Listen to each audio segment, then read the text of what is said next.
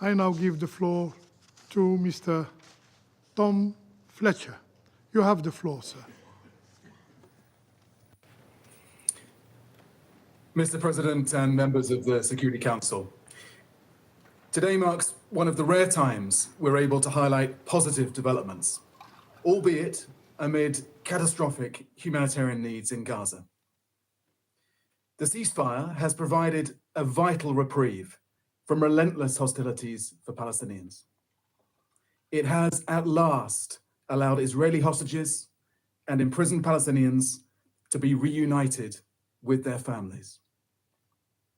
And it has enabled a massive surge in life-saving humanitarian aid into Gaza.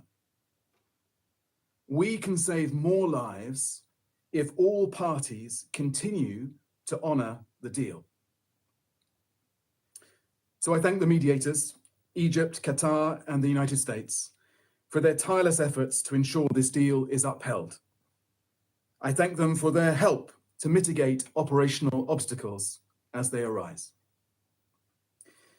Before I update the Council on what humanitarians have achieved during these first few days of the ceasefire, I must testify to what Palestinian children in Gaza have endured in the past 15 months. Mr. President, children have been killed, starved, and frozen to death.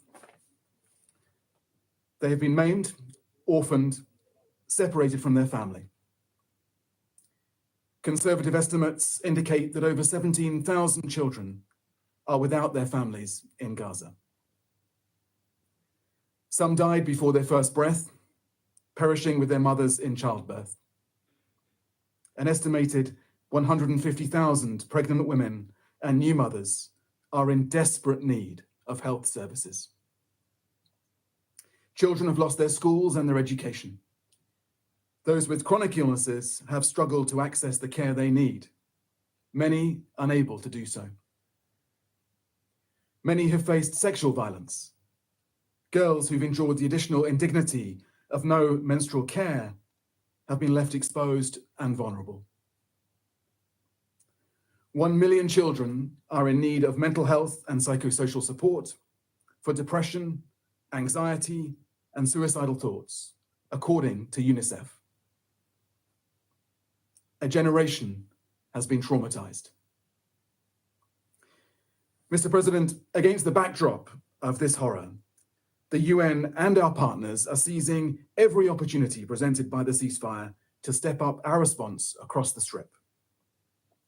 Safe, unobstructed humanitarian access, alongside the absence of hostilities and the almost complete cessation of criminal looting over the past days, have significantly improved our ability to operate.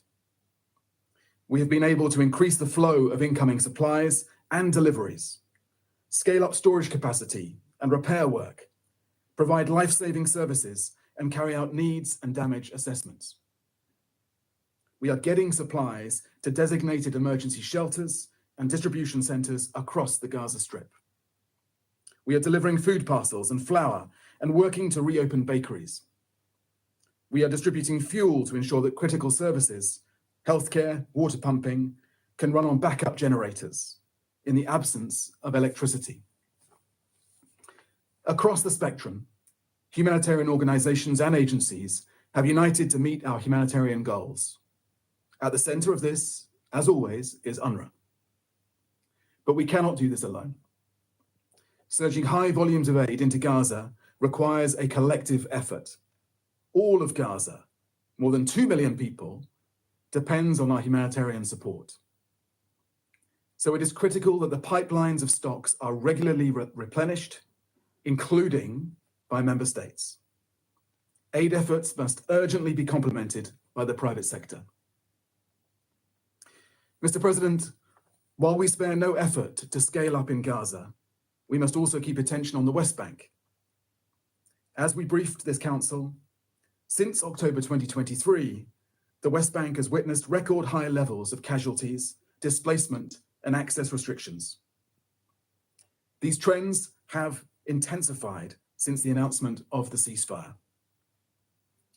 Israeli settlers have attacked Palestinian villages, setting homes and properties on fire. Increased movement restrictions are impeding Palestinians' ability to access basic services and livelihoods. Mass detentions are taking place across the West Bank. Of particular concern is the situation in Jenin, where an Israeli military operation, helicopter gunfire and airstrikes alongside ground forces, has claimed lives and caused further destruction of basic infrastructure and displacement. This follows the weeks-long operation by the Palestinian Authority, during which access restrictions and confrontations with armed Palestinians triggered displacement of some 2,000 families from the camp and claimed numerous lives. Mr. President, after months without hope, we must seize this present moment. So I leave you with 3 asks. First, I urge this Council to ensure that the ceasefire is maintained.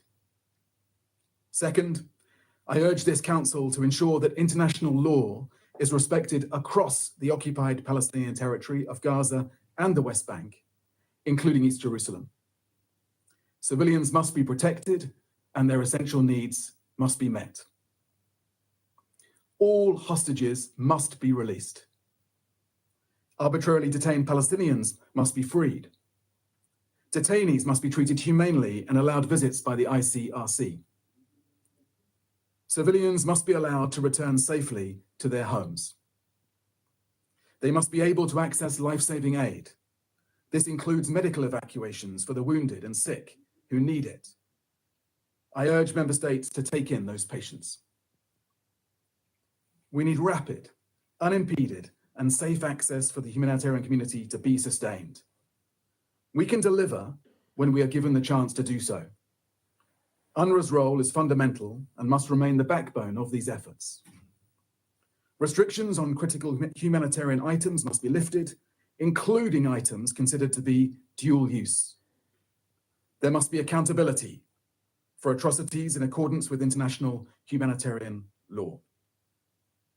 And third and finally, member states must ensure that our humanitarian operations are well funded.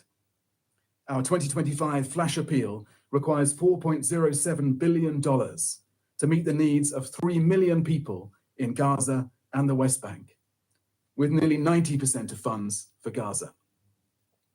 Funding this appeal is essential to meet massive needs and to sustain the ceasefire. Mr. President, the children of Gaza are not collateral damage. They are as deserving as children everywhere of security, education, and hope. They tell us that the world was not there for them throughout this war. We must be there for them now. Thank you.